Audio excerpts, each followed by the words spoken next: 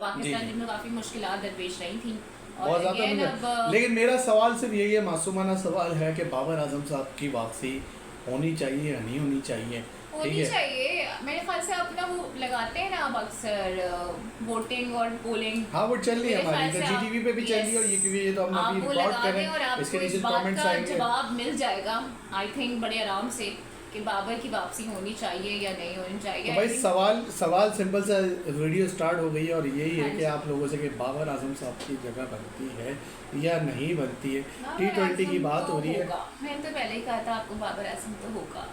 बाबर आजम साहब के अगर हम स्टैट्स भी आपको बता दें, ठीक है, एशिया कप में बाबर आजम साहब ने T20 की मैं बात कर रहा हूँ 6 मैच खेले हैं, 68 रन उन्होंने बनाए हैं, 30 उनका शायद हाईएस्ट है। ये इस परफॉर्मेंस पे आपके कोच कह रहे हैं कि वो एशिया कप में हो सकते हैं, यानी पाकिस्तान के पास टैलेंट ही नहीं है यार। ये जो अभी आपने इतनी बड़ी लाइन, आपको एक मिनट टैलेंट आपको सिर्फ ये बाबर की वजह से ही नजर नहीं यार, मैं अपनी टीम में बाबर आजम साहब को माजरा से T20 की टीम में बाबर को नहीं रखूंगा मैं, माजरा से। आप थोड़ी राय मैटर करती है, क्यों नहीं करती है यार? अभी आपने यानी इसका मतलब यही है ना कि जो आपने बांग्लादेश और वेस्ट इंडीज के खिलाफ एक खिचड़ी बनाई भी थी, वो इसीलिए बनाई थी भाई। और बाबर आजम साहब आके कौन सा 3 मार लेंगे, कौन सा आपको एशिया कप जितवा देंगे? तो क्या करें? नहीं तो वही तो सवाल है, वही तो सवाल है कि क्या फकर जमान के जो है उसके अलावा कोई और बंदा नहीं आ सकता था आपके? कौन आएगा बताएं यार? इतने बंदे हैं आपके पास, इतने बंदे हैं यार। एक्सपीरियंस बताएं ना, हमें लोगों ने एक्सपीरियंस तो नहीं चाहिए। एक्सपीरियंस में कौन सा जितवा दिया था आपको एशिया कप है यार? अभी भी आप देखा जाए तो एक साइन पे रिलाई कर रहे हो, दूसरा आप फरहान पे यार अभी मेरे ख्याल से आपका बैटिंग ऑर्डर ऐसा है कि आपको बाबर आजम साहब की जरूरत नहीं आप ये नहीं कह सकते, क्योंकि साइन ने भी आप देखें वो फर्स्ट मैच में चले, सेकंड में परफॉर्म नहीं कर पाए, फिर थर्ड में चले। आई थिंक फरहान का भी कुछ ऐसा ही मामला रहा, उन्होंने कंसेक्यूटिवली स्कोर तो नहीं किया है। कोई प्लेयर कभी चल रहा है, कोई प्लेयर कभी चल रहा है, और फिर अगर फखर जमान भी नहीं होंगे तो उसकी जगह कोई तो आएगा ना, चाहे वो बाबर हो चाहे वो रिजवान हो। तो फिर बाबर आजम साहब नंबर 3 पे आएंगे, इसका मतलब है मेरे ख्याल से हाँ। और अगर फखर तो नहीं आएंगे, ओपनिंग तो बनती नहीं है ना। अगर आपके पास साइम और फरहान है तो फिर मैं क्या बोलूँ कि कोई पागल ही होगा तो वो जो भेजेगा भाई, साफ बात है। सही। यानी आप लोग भी यार कुछ भी कहीं भी और कुछ भी और कहीं भी कुछ भी यार, यानी किसी को भी आप राजा बना देते हो, किसी को भी आप रानी बना देते हो, कुछ भी कर लेते हो यार, कुछ भी कर लेते हो। लेकिन यार मेरे ख्याल से शायद ये डिसीजन आपको नहीं लेना चाहिए। आप टीम खराब कर रहे हो। कुछ लोग बीच में बात भी कर रहे थे कि यार अभी देखिए वैसे फिटनेस से मशहूर किए गई है उनकी एंट्री, लेकिन अगर फखर की रिपोर्ट्स ठीक आ जाती हैं तो शायद कभी आप कहते हो कि हम सलमान अली आगा की जगह बाबर आजम को खिला लेंगे, कभी हम उसको, और ये आज ही नहीं हुआ है, ये फकर तो कल इंजर्ड हुआ है ना, परसों इंजर्ड हुआ। देखिए ये बात तो पहले से ऑब्वियस थी ना, इस पे मैं और आप पहले भी बात कर चुके हैं कि एशिया कप के लिए and for the T20 of world cup which will be held in 2026 Babar Azam उसका हिस्सा थे, प्लानिंग में मौजूद थे।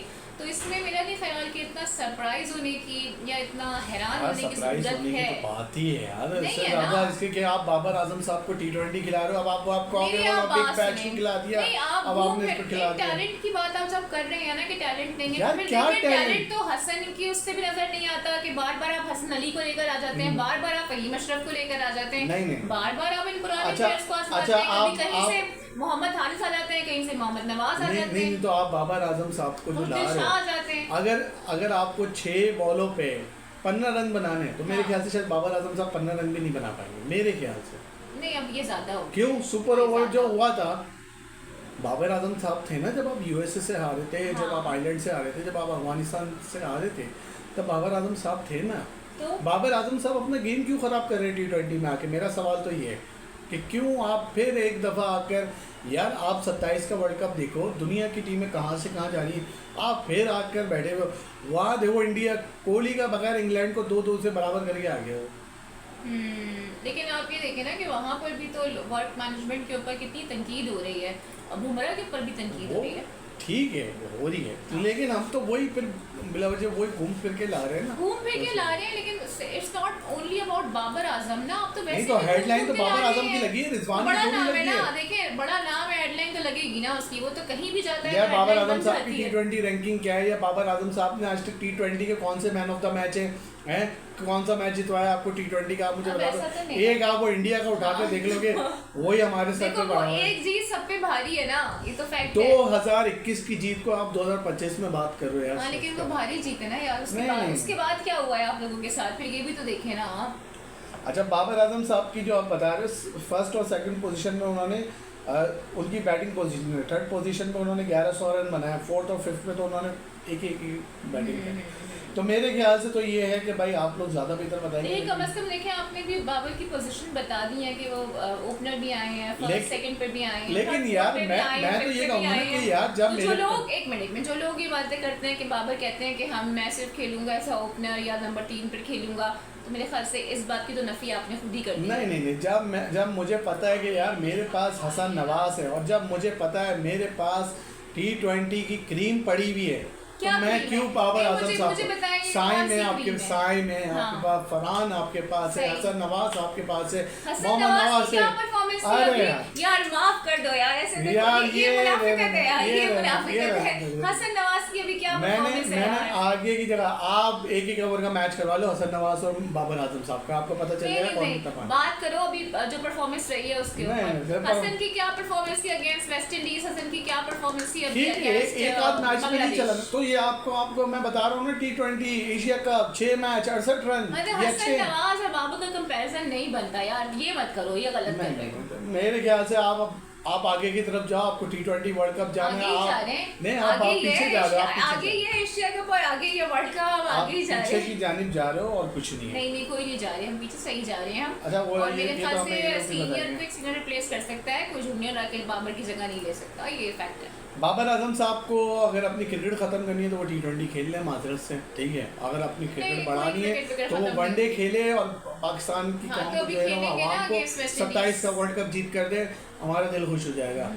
क्योंकि मेरे ख्याल से एक्चुअली आपकी ये वाली ख्वाहिश तो फिलहाल पूरी नहीं होने वाली, क्योंकि बाबर आजम अगला एशिया कप भी खेलने और अगला T20 वर्ल्ड कप भी। हाँ तो फिर आप देख लीजिएगा वो क्या करेंगे, फिर आप देख जरूरी नहीं है यार कि हम अभी आप सर्च करो कि कितने क्रिकेटर बैठ के कहते हैं कि बाबर आजम साहब की T20 में जगह ही नहीं बनती। मैं नहीं कह रहा, कितने बड़े बड़े क्रिकेटर कह रहे हैं। जब उन्हें अभी बैठाया गया तो अभी भी बहुत सारे क्रिकेटर्स ये कह रहे हैं कि गलत किया गया है, ये भी तो कह रहे हैं ना। अच्छा क्योंकि हम यहाँ भी एक वीडियो रिकॉर्ड कर रहे हैं, यहाँ भी हम अपनी दूसरी स्टोरी आप लोग जरूर बाबर आजम के हवाले से बताइएगा।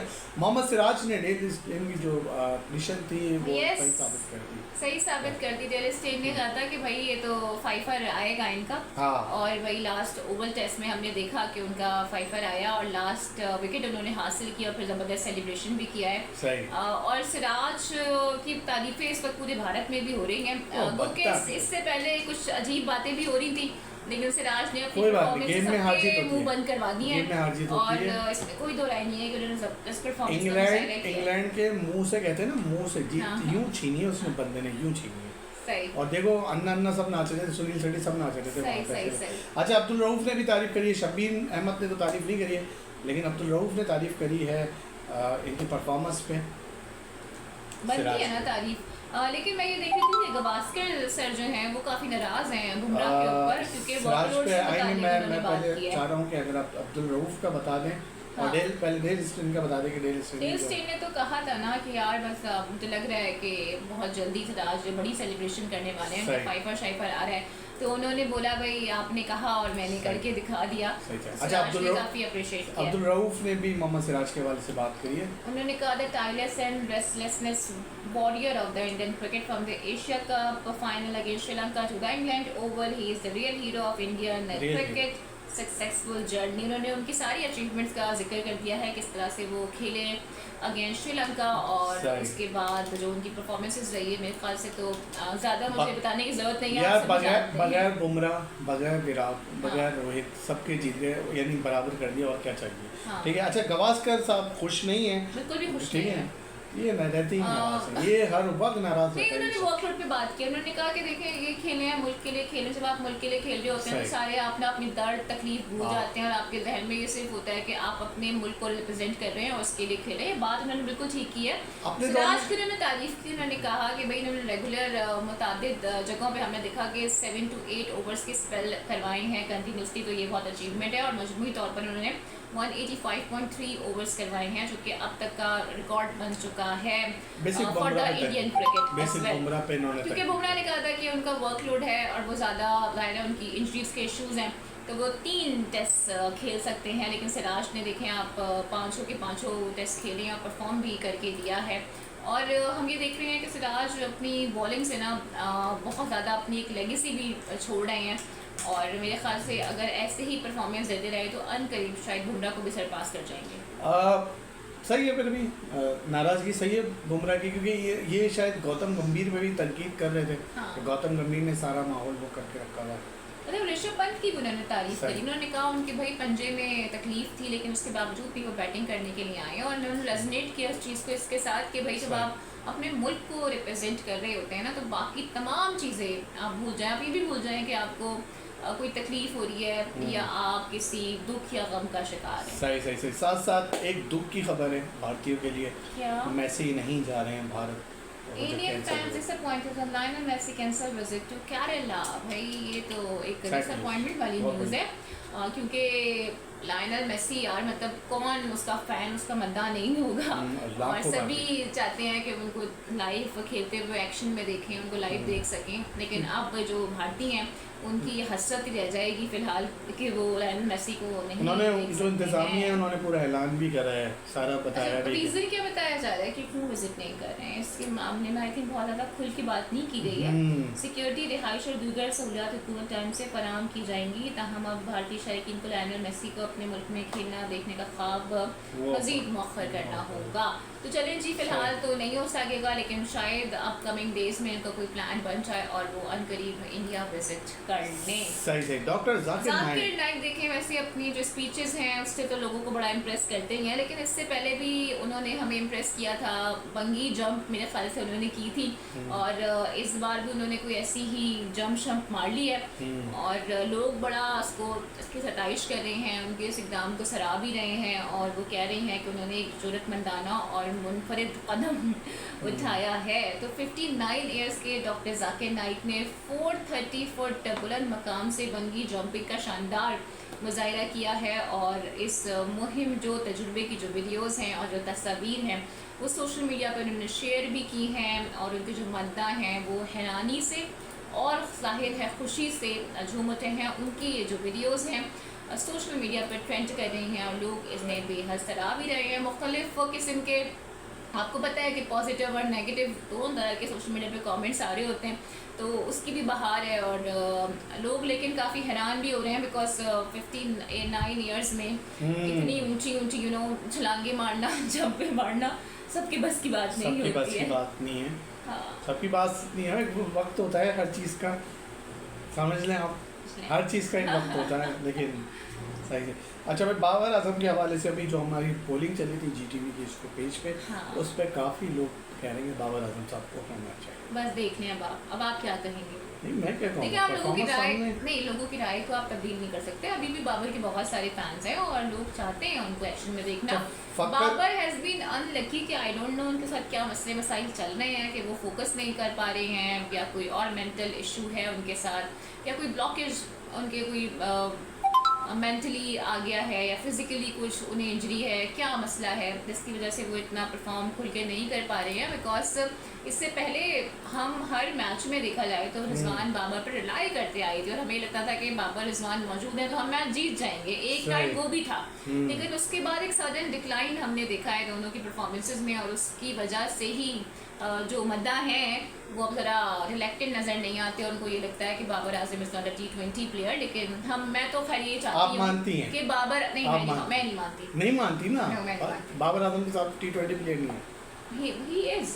He is मैं वो नहीं मान रही जो आप मुझसे कहलवाना चाह रहे हैं। नहीं, मैं तो नहीं कहलवाना चाह रहा, मैं तो आपको परफॉर्मेंस दिखा रहा हूँ कि आपके 6 मैच में 68 रन हो तो आप खिलाएंगे नहीं खिलाएंगे? आपसे मासूम नहीं, मैं तो खिलाऊंगी, मैं वो भी खिलाऊंगी, क्योंकि मुझे याद है ये टाइम मेरे ख्याल से रोहित शर्मा पर भी आया था, ये टाइम विराट कोहली पर भी आया था, या एक मिनट, नहीं मैं मिला नहीं रही, मैं सिर्फ वक्त की बात कर रही हूँ, वक्त का भैया घूमता रहता है। तो लेकिन मुझे नहीं लगता कि कभी उनको टीम से ड्रॉप किया गया, और अपनी मर्जी से देखें उन्होंने रिटायरमेंट का अनाउंस किया है from the T20 cricket and the test cricket as well.